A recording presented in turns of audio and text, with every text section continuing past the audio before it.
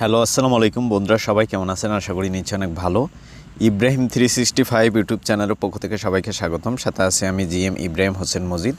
তো বন্ধুরা, আজকে যে বিষয়টা নিয়ে কথা বলবো, আজকে যে বিষয়টা আপনাদেরকে দেখাবো সেটা হচ্ছে যে আপনারা নিশ্চয় জানেন আমাদের এই যে 25 তারিখ 28 তারিখের পরে থেকে কিন্তু আমাদের অনেকের যে সিমগুলো ছিল সেই সিম থেকে কিন্তু অনেক সিম বন্ধ হয়ে গেছে। কারণ সরকার আগে থেকেই হচ্ছে নোটিশ দিয়েছিল যে যাদের 10টার উপরে সিম থাকবে সেই সব সিমগুলো কিন্তু অটোমেটিকলি বন্ধ হয়ে যাবে। তো আমাদের অনেক সিম কিন্তু বন্ধ হয়ে গেছে। তো সেক্ষেত্রে আমাদের এনআইডি কার্ড দিয়ে কয়টা সিম তোলা বা আমরা কয়টা সিম ইউজ করি এটা কিন্তু আমরা অনেকেই জানি না।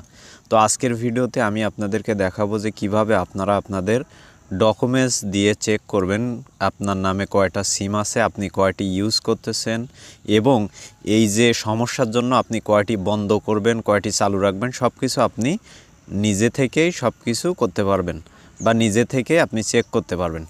ঠিক আছে? তো বন্ধুরা, প্রথমে হচ্ছে আমাদেরকে ডায়াল অপশানে যেতে হবে। এই যে ডায়াল অপশান, আমাদের মোবাইল ফোনের ডায়াল অপশানে যাব।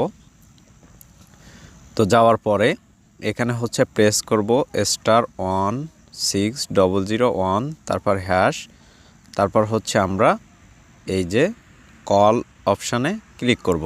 ঠিক আছে? তো কল অপশানে ক্লিক করার পরে দেখেন সিম আইডি কার্ড চেক। আমরা হচ্ছে এখানে আমাদের যে ডকুমেন্টস বা এনআইডি কার্ড থাকবে সেইটা লাস্টের যে 4 ডিজিট, সেই 4 ডিজিটটা আমরা হচ্ছে এইখানে দিয়ে নিব। দিয়ে নেওয়ার পরে সেন্ড অপশানে ক্লিক করব। সেন্ড অপশানে ক্লিক করার পরে আমরা একবারে সব কিছু কাট করে দিব। কাট করে দেওয়ার পরে আমরা মেসেজের জন্য অপেক্ষা করব। তো অলরেডি আমার কিন্তু মেসেজ চলে আসছে। এখানে দেখেন এই যে মেসেজ চলে আসছে। তো আমি হচ্ছে মেসেজে গেলাম। তো যাওয়ার পরে এখানে দেখেন বন্ধুরা, এখানে হচ্ছে এই যে দেখেন এখানে হচ্ছে আমার নামে টোটাল 7টা সিম আছে এবং এখানে বাংলালিংক গ্রামীণ সব কিছু কিন্তু আমরা দেখে নিতে পারতেছি। ঠিক আছে? তো আমার নামে কিন্তু প্রায় 12টার মতো সিম ছিল, 2টা অলরেডি বন্ধ হয়ে গেছে। তো আমি আবার আমার যেগুলো আমার প্রয়োজন নাই সেই সিমগুলো আমি কাস্টমার সার্ভিসে যেয়ে বন্ধ করে দিয়ে আসছি এবং আমার মেন 2টা সিম বন্ধ করে দিছে কোম্পানি। সেই 2টা সিম আমি জানুয়ারির 1 তারিখের দিকে দরখাস্ত করব। তো বন্ধুরা, এখানে দেখেন ডায়াল করে হচ্ছে আপনার পুরো নাম্বারগুলো কিন্তু দেখা যায় না। তো আমরা হচ্ছে এখন যেটা দেখাবো সেটা হচ্ছে আপনার পুরো নাম্বারগুলো আপনি দেখতে পারবেন।